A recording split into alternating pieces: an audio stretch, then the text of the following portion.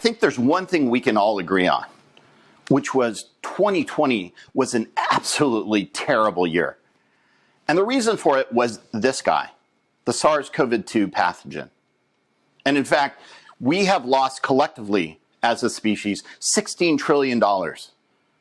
What is that? That is equal to 90% of the US annual gross domestic product. But more importantly, we lost 3 million people. Many millions moved back into extreme poverty.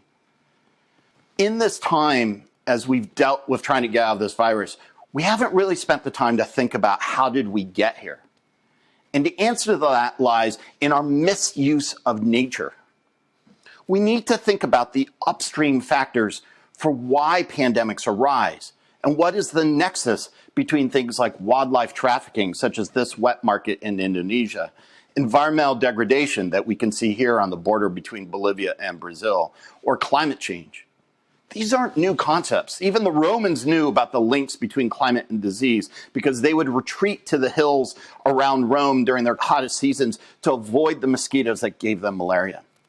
Planetary health is part of the debt that we are accruing because of our misuse of nature, and it is becoming due, as we've seen this last year. And the situation isn't going to actually get better. We see as billions of people move in the middle class, the demand for protein, for cooling technology, air conditioning and refrigeration, for plastics that are in our clothes, the fibers that we use, the materials, the consumerism that we have, the electronics that we use, that all of these things will add to that debt. We know by 2050 that we'll have 9.7 billion people on this planet that will require 70% more food. 70% more food means 1 billion hectares of new land that needs to be cleared. To give you an idea of how much that is, the United States is 950 million hectares. That means we're going to have to clear the Amazon basin and the Congo basin to feed the planet, unless we come up with better solutions to be able to do so. And this is because billions of people are demanding and wanting things like protein from beef and from pork. It not only means the clearance of our forests, but it's the pollution of our waters.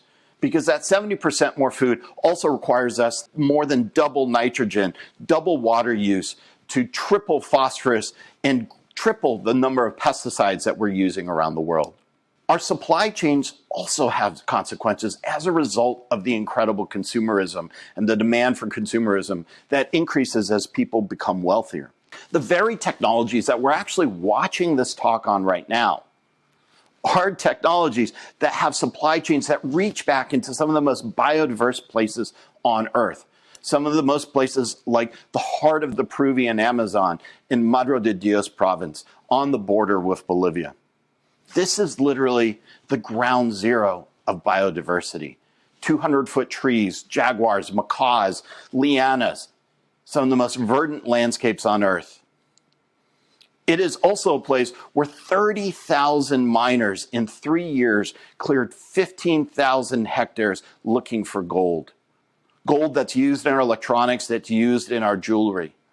And that process has resulted in those trees being cut down, the landscape literally being turned into sand, and then 1/3 into pits and ponds of water that are now polluted with mercury. And in fact, this type of gold mining, artisanal scale gold mining, which is sometimes illegal, unorganized, and informal, but driven by our demand, is the largest source of mercury pollution in the world. And it directly goes from these unorganized communities through the same networks that are involved in environmental crime and trafficking in persons, drugs, and weapons into some of the biggest companies on the planet today. Our consumerism has consequences. Our desire for fast fashion means that we are putting microfibers into our water and microplastics through the products that we're buying. Microplastics can now be found in our table salt, in our tea, in 94% of US tap water. It's in our beer, for God's sakes. And it is because of that demand. Even natural fiber clothing can be wrapped in plastics. And people are eating a credit card a week of microplastics. Bon appetit.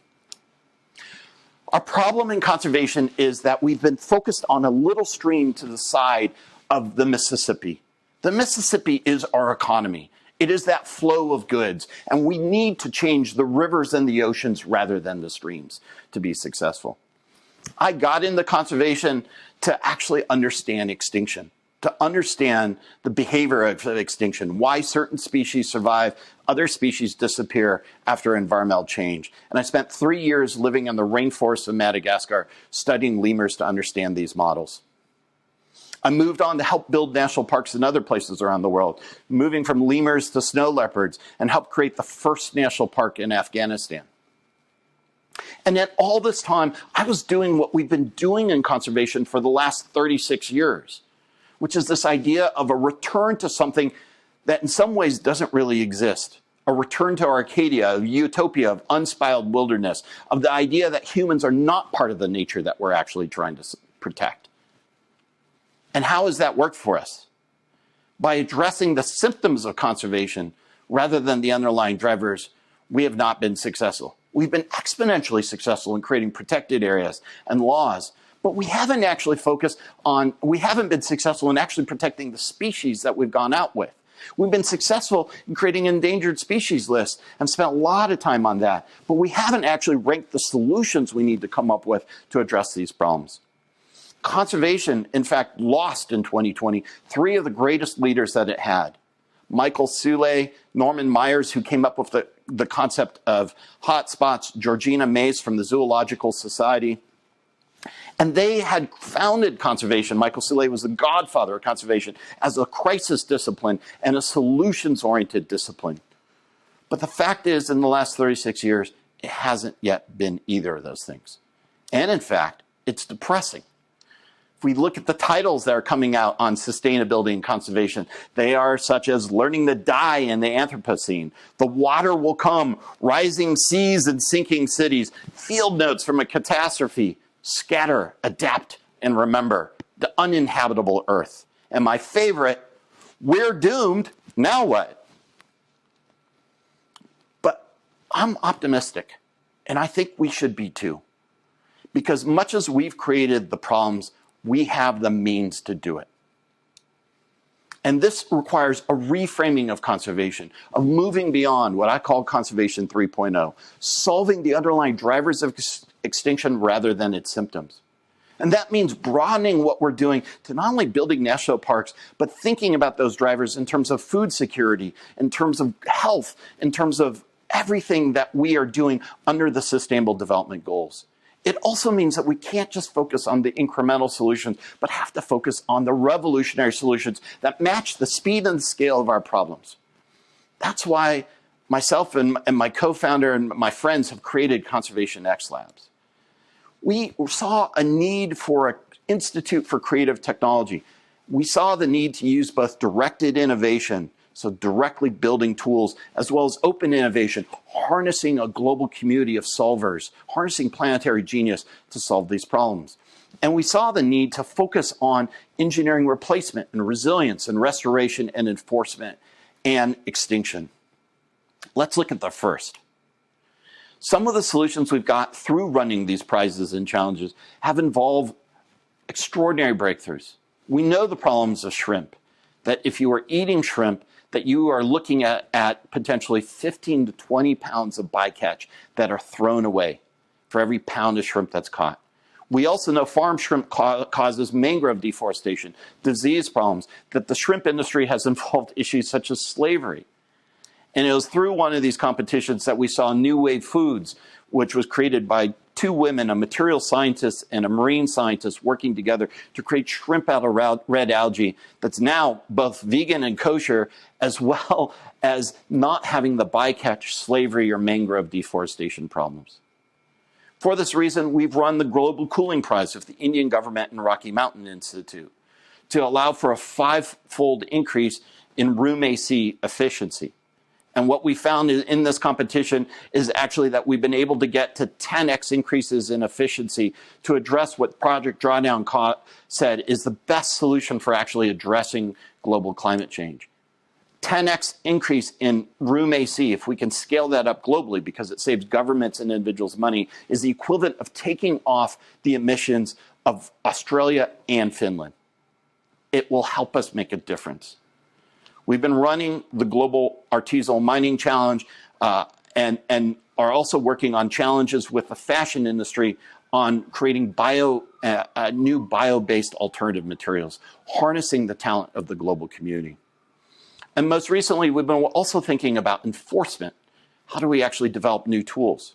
If you eat seafood today in the United States, it is likely 33% of the time you're not getting what you paid for. If it's red flounder, red snapper, it is 9 times out of 10 that it's likely to be mislabeled. That seafood fraud not only cheats consumers and harms consumers, but it actually undercuts conservation efforts. So we know that 90% of US seafood is imported, but only 1% is tested because people don't have the time and the resources to test them in molecular labs.